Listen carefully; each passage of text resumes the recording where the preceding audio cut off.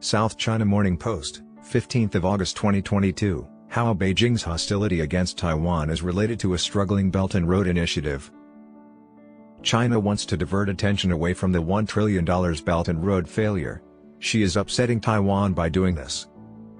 Many Washington-based experts are inclined to hold U.S. House Speaker Nancy Pelosi responsible for China's resurgence of hostility in the wake of the congresswoman's trip to Taiwan. However, due to a developing economic crisis in its foreign policy, Beijing was already heading toward militarism and hostility before Pelosi's visit. It seemed like a genius when Chinese President Xi Jinping launched his flagship Belt and Road Initiative years ago. China sought solutions to avoid overinvestment and divert its excess infrastructure capacity. Many developing nations were jealous of its investment-driven growth model at the same time. The answer was to leverage Chinese resources, cash, power, and labor, to construct posh infrastructure abroad. It was a huge success at first. People anticipated the arrival of upscale motorways, significant structures, and elaborate stadiums from Tunisia to Tajikistan. But the results were not reasonably as expected. Many hosts of Belt and Road projects found it difficult to imitate the Chinese economic model because they lacked China's administrative ability, affordable trained labor, land, water, and energy. Numerous Belt and Road partners were also governed by corrupt, autocratic governments that constructed enormous projects more to boost the national ego than for economic gain. For instance, the recently ousted Rajapaksa dynasty in Sri Lanka constructed a port, an airport, and a conference center in their hometown of Hambantota, which destroyed Sri Lanka. However, the port lost $300 million in US dollars over 6 years, and the airport was so underutilized that it could not pay its electrical bills. At one point, the convention center's construction cost of over $15 million US dollars is still vacant. Long-serving Kenyan President Uhuru Kenyatta has a $4.7 billion US dollars railroad project, his white elephant. The project's completion has been hampered by public debt, and a 2019-20 survey indicated that a staggering 87% of Kenyan respondents thought their government had taken on too much debt with China. According to Bloomberg, 19 emerging economies, from Pakistan and El Salvador to Sri Lanka and Lebanon, are either already in default or are about to do so.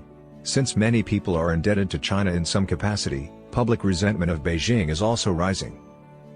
China must now make a difficult decision: be firm and risk having its trading partners collapse, or forgive and restructure a small number of loans to set a precedent for its remaining loans. But these nations also have the option of nationalizing debt-trap loans, freeing the populace from the Chinese yoke. In any case, Beijing's ability to save the Belt and Road Initiative has been diminished by the pandemic. This is starting to signal for Xi a turning point in foreign policy. For many years, China concentrated on domestic and international economic issues to fortify itself and buy time. However, there are indications of a shift in Chinese diplomacy, driving it toward geopolitical squabbling and militarization as its economic power runs into obstacles worldwide.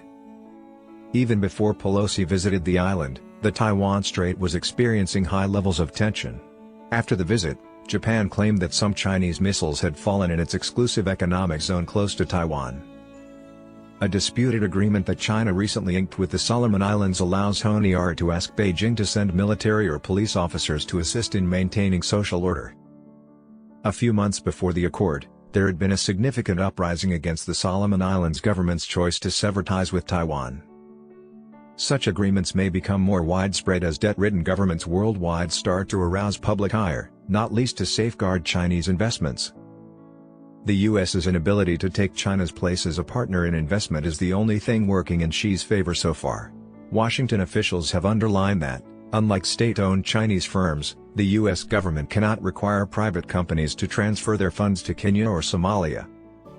Because these nations are reluctant to rely on Washington, Xi will also benefit from the democratic backsliding occurring in Asia and Africa. According to Freedom House, as many as 60 countries experienced reductions in freedom during the previous year. That many of them are vital nations from a geopolitical perspective. Nevertheless, despite these changes, China may adopt a more aggressive foreign policy than it has in the past to maintain its growing global influence in a time of economic turmoil and political centralization. However, China now faces a highly hostile environment because of her use of biological weapons against other nations, COVID-19.